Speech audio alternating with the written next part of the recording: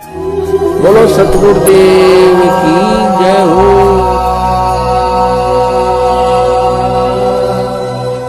क्योंकि परमेश्वर ने पहले क्या बुलवाया था दास से कि वो जय विजय नाम के दो व्यक्ति आज तक यहीं फंसे पड़े हैं। गुरुदेव ने कहा आज तक अनंत युग हो गए, वो इसका ऋण नहीं उतार पाए। और पुण्यात्माओं, ये भक्ति इतनी आसानी से वो सारे ऋण इस जीव के उतरवा देगी जिसके विषय में कोई सोच भी नहीं सकता।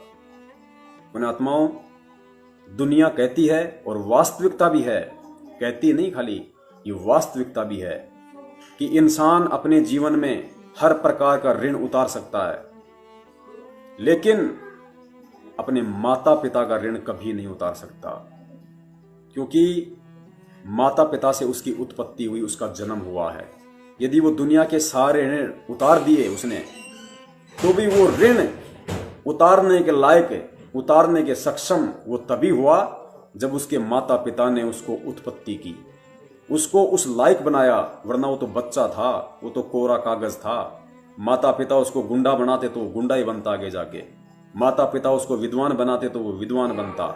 यानी वो व्यक्ति जिसने सारे ऋण दुनिया के उतार दिए, उन ऋणों को उतारने के लिए वो कब सक्षम हुआ? जब उसके माता पिता ने उसको उस लायक बनाया। तो कहते हैं माता पिता का ऋण इस दुनिया में आज तक कोई नहीं उतार पाया जीव, और ना कोई उतार पाएगा।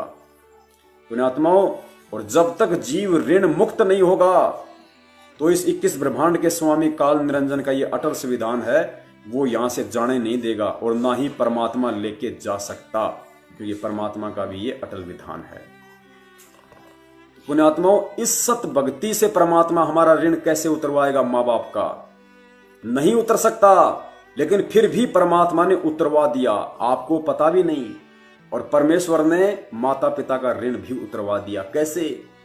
परमेश्वर कहते हैं आत्म प्राण उधार ही, इससे बड़ा धर्म कोई नहीं है जो किसी आत्मा का उद्धार करवा दे। इससे बड़ा धर्म कोई नहीं। पुण्यात्माओं, जब हमें सतगुरु का ज्ञान प्राप्त हुआ, हमें सतगुरु से सद्बुद्धि प्राप्त हुई, हमें परमेश्वर के तत्व ज्ञान से जब इस बात का आभास हुआ, ज्ञान हुआ, भान हुआ कि इस परमेश्वर की भक्ति से आत्मा का उद्धार, आत्मा का मोक्ष हो सकता है, इस मार्ग के अलावा दुनिया में अन्य कोई भी मार्ग नहीं है। मतलब आत्म कल्याण, आत्म उद्धार, मोक्ष का मार्ग जो हमें प्राप्त हो चुका है।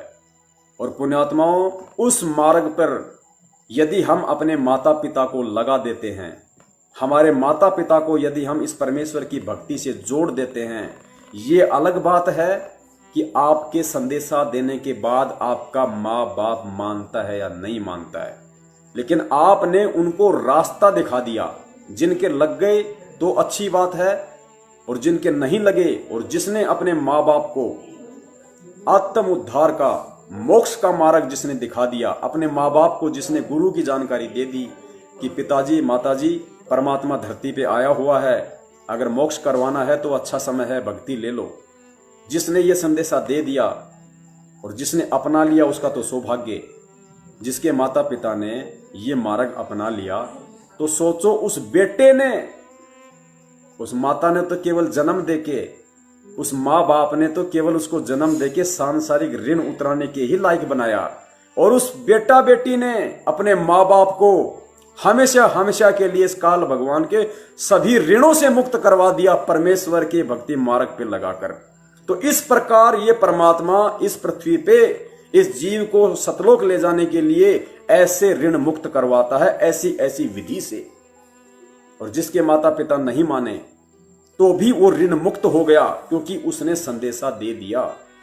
फिर वो माता पिता का अपना ऋण है, उसका अपना संस्कार है कि वो जुड़े या ना जुड़े, लेकिन उस पुत्र का, उस पुत्री का ऋण उतर गया।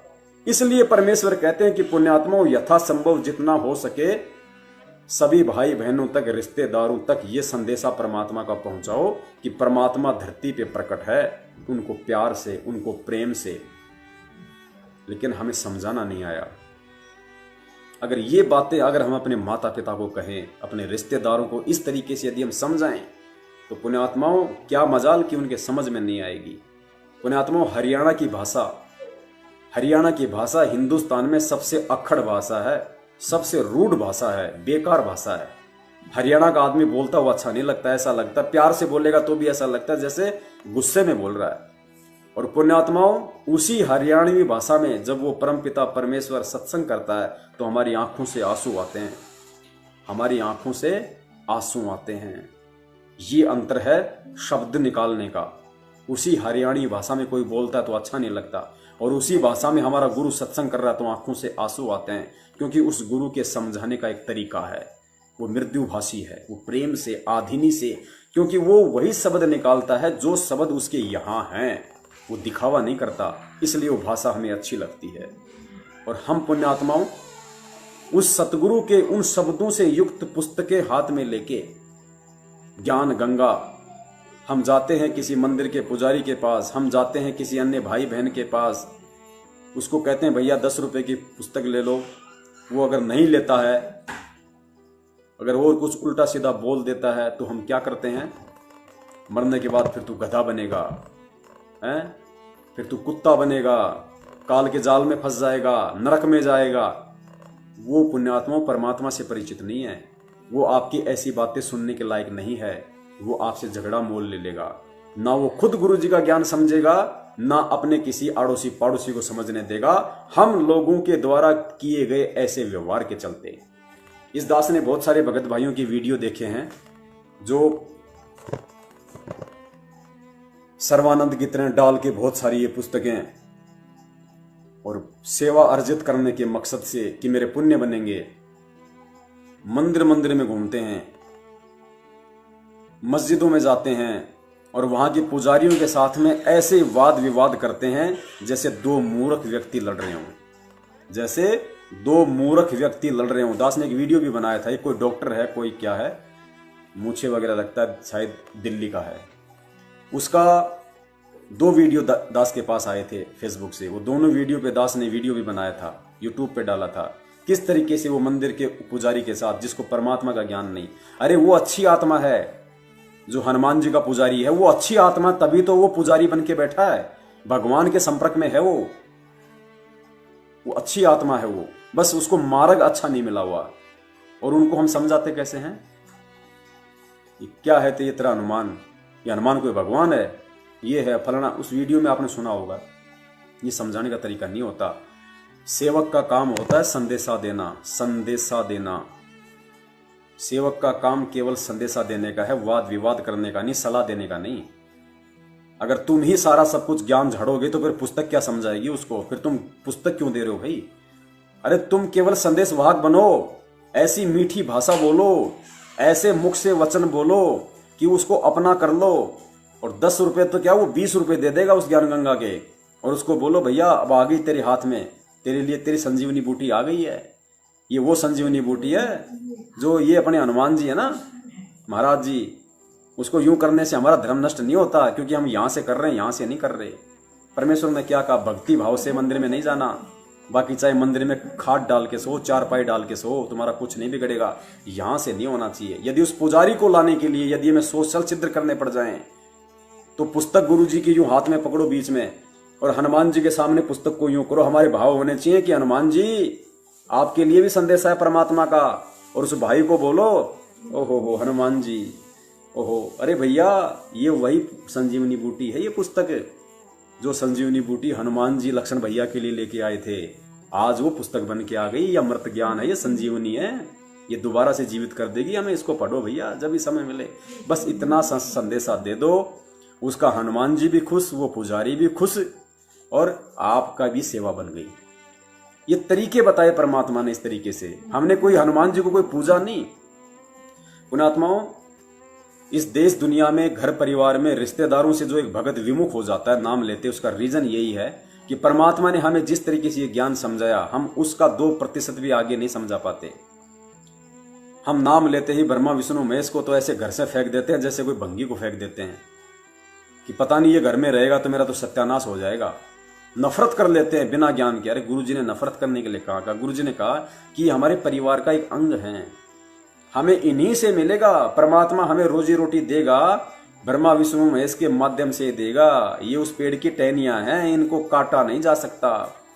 हमें इनकी पूजा नहीं करनी, लेकिन निरादर भी नहीं करना, सम्मान करना, ये आदरणीय हमारे लिए। पूजनीय नहीं है, सम्माननीय है, आदरणीय है। कोई भी भगत आज संगत में ब्रह्मा विष्णु महेश या देवताओं के आगे हाथ जोड़ने से डरता है देवताओं के आगे हाथ जोड़ने से, सिर्फ अज्ञानता के चलते। उसको लगता है कि मेरा नाम खंड हो गया, मेरी भक्ति खंड हो गई। अरे तुम यहां से करोगे या यहां से करोगे? जब यहां से करोगे तब खंड होगे। परमेश्वर ने क्या समझाया हमें कि यदि मैंने नाम ले लिया और यदि मेरे घर पे मेरा मौसा जी आ रहा है या मेरे घर पे कोई ऐसा कोई सम्माननीय व्यक्ति है मेरी जो रिश्तेदारी का, वो आ रहा है, या मेरा कोई जीजा आ रहा है, मेरा फूफा आ रहा है, तो हम क्या करते हैं? भले नाम ले लिया हो ना लिया हो, हम क्या करेंगे? उसको देखते ही क्या करेंगे? हाथ जोड़ेंगे ना, नमस्कार जी, सत साहेब जी। पैर नहीं छुएंगे लेकिन हाथ जोड़े ना हमने, नमस्कार जी फूफा जी, आदर करते हैं ना।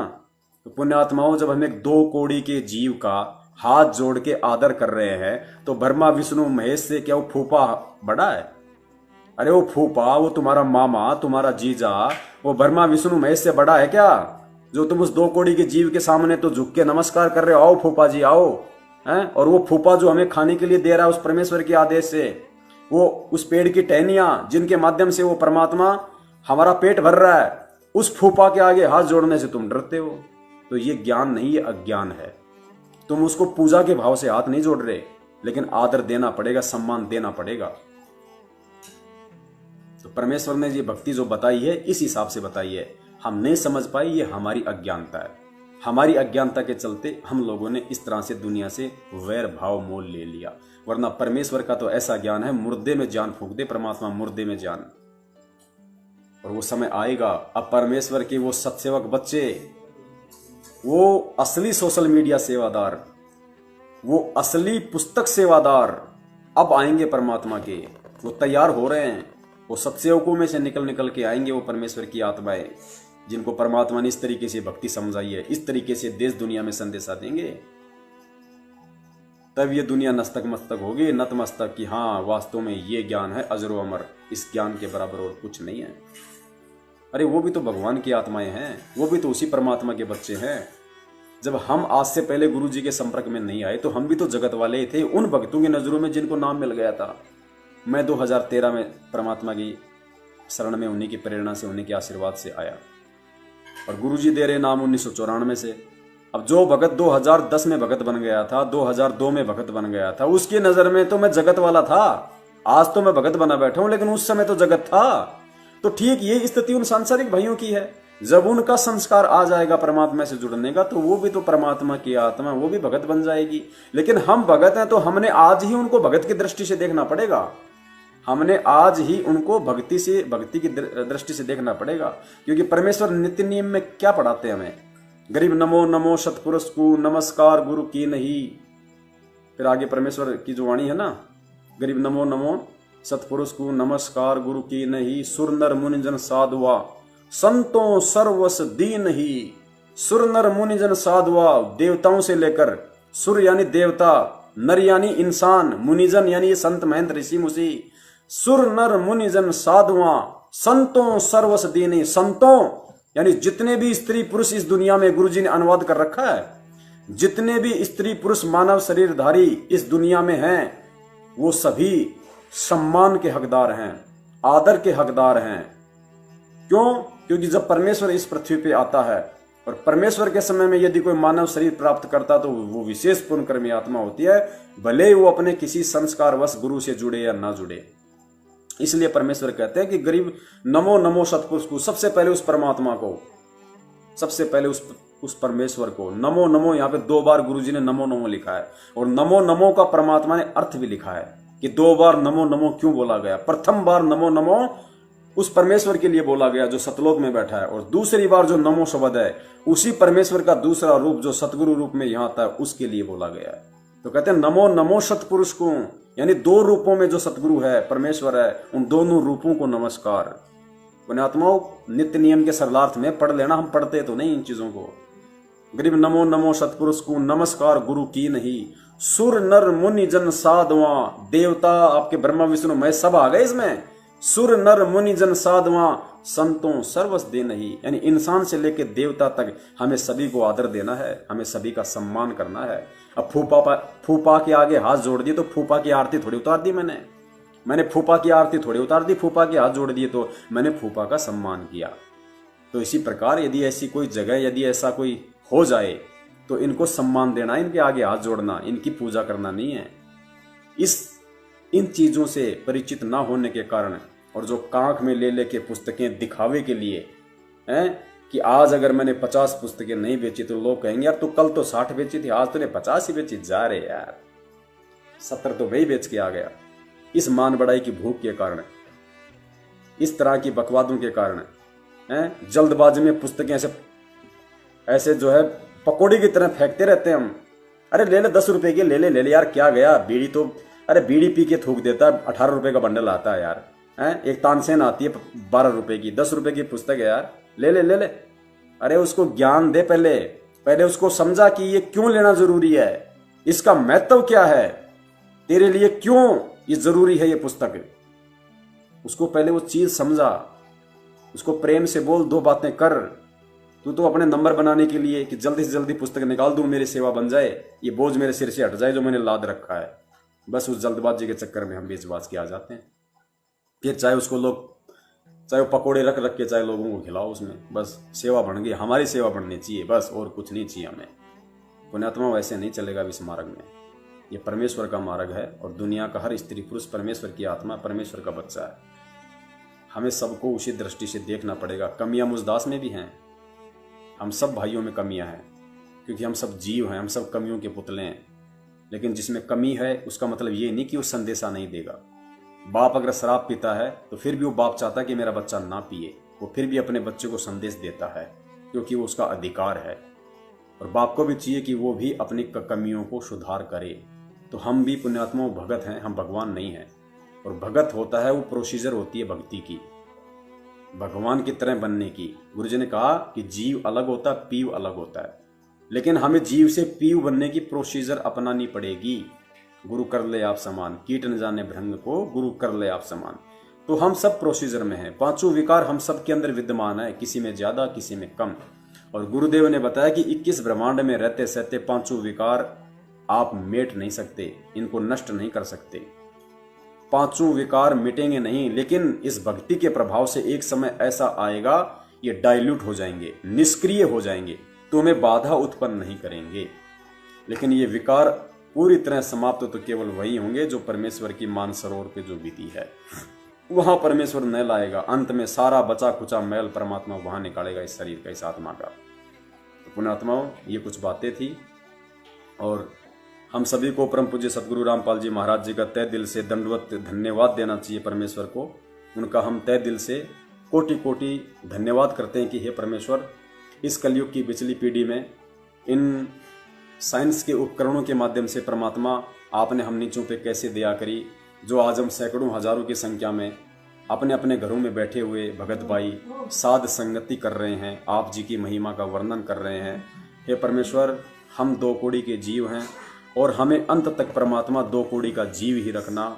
हमारे अंदर कभी भी किसी भी प्रकार का कोई अहंकार या मान बढ़ाई, किसी प्रकार का कोई ऐसा अहम हमारे अंदर उत्पन्न ना हो परमात्मा, कि हम इस भक्ति या भगवान से 1% भी हम दूर होने की उस बुरी प्रक्रिया में जाएं।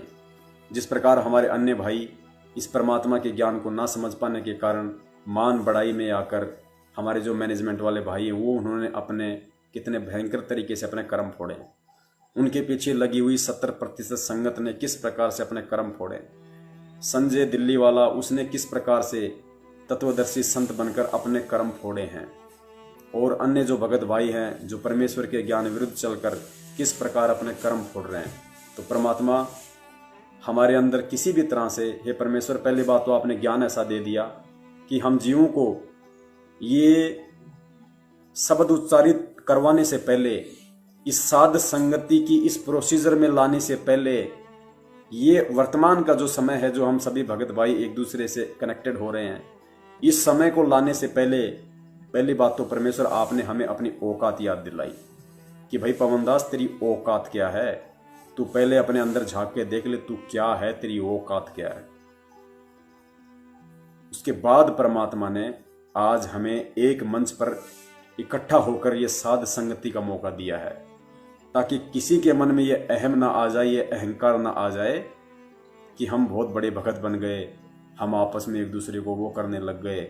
जिस प्रकार अचिंत का अहम तोड़ने के लिए कि तुम समर्थ नहीं हो, तुम जीव हो और जीव संज्ञा में रहो, सृष्टि रचना का भार उसको देके परमात्मा ने उसको औकात याद दिलाई।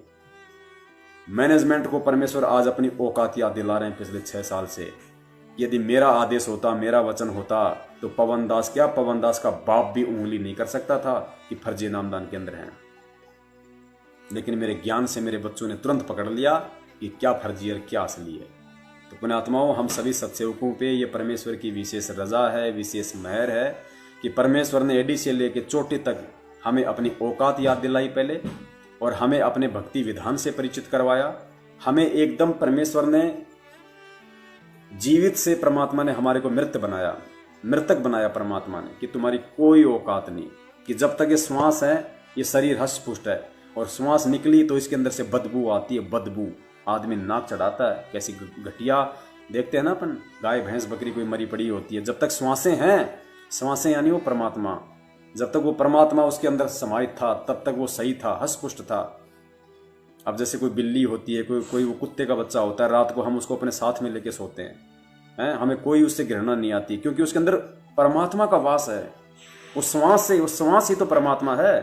परमेश्वर ने क्या कहा, ना मैं त्रिकुटी भवर गुफा में, ना मैं उसमें, ना मैं उसमें, फिर क्या कहते हैं, सब श्वासन के श्वास में। यानी वो परमात्मा सब श्वासों के श्वास में है। वो परमात्मा प्रत्येक जीव की हृदय रूपी गुफा में बैठा हुआ है।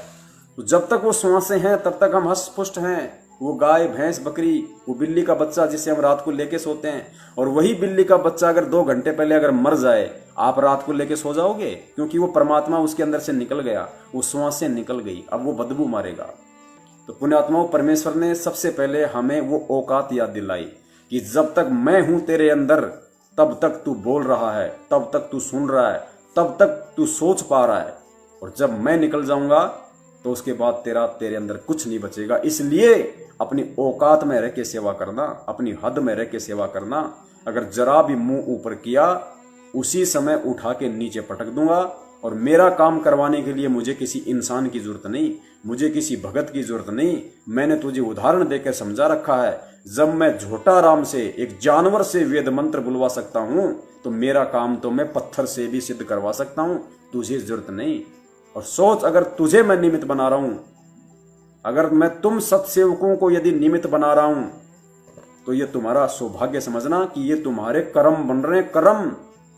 जहां एक तरफ तुम्हारे 70% भगत भाइयों के ये काल एजेंट लोग, राजनीतियां, आरक्षणबाजियां, उल्टे कर्म, दान लेकर, दान का दुरुपयोग कर कर, ज्योति पाठ का करवाकर उनके कर्म फुड़वा रहे हैं, और उसी संगत में से तुम 10-20% लोगों से मैं सत सेवा करवाकर उन भटके हुए लोगों को वापस भक्ति मार्ग पर लाने का सत संदेशा दिलवाकर तुम्हारे कर्म बनवा रहा हूं। सोचो तुम्हारे ऊपर मैं कितना मेहरबान हूं। पुण्यात्माओं, हमें यकीन नहीं हो रहा, परमात्मा हमारे रोम रोम में समाहित है। आज वर्तमान में रोम रोम के अंदर परमात्मा बैठा हुआ है। वरना पुण्यात्माओं, ये सेवा हमें नहीं मिल सकती। इस बंदी छोड़ की तो पूरी दुनिया है, अरबों खरबों लोग हैं इस परमात्मा के। उन अरबों खरबों में से परमात्मा ने कितनों को अपनी शरण में लिया? 10-15 लाख लोगों को। इस 7.5 अरब की जनसंख्या में से परमेश्वर ने मुट्ठी भर को भी शरण में नहीं लिया। 1% भी नहीं है इस विश्व की जनसंख्या के आगे 15-20 लाख लोग। उस 15-20 लाख लोगों में से भी परमात्मा ने आज इन सेवाओं के लिए कितने सत्सेवकों को निमित्त बना रखा है। पुण्यात्माओं, कितनी बड़ी मेहर, कितनी बड़ी रजा उस परमात्मा की दृष्टि हमारे ऊपर है, हम आकलन नहीं कर सकते।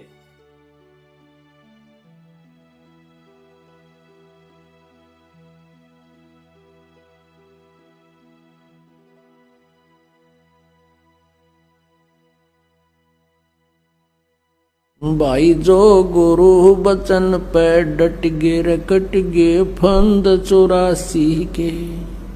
भाई जो गुरु बचन पे डट गे रकट गे फंद 84 के।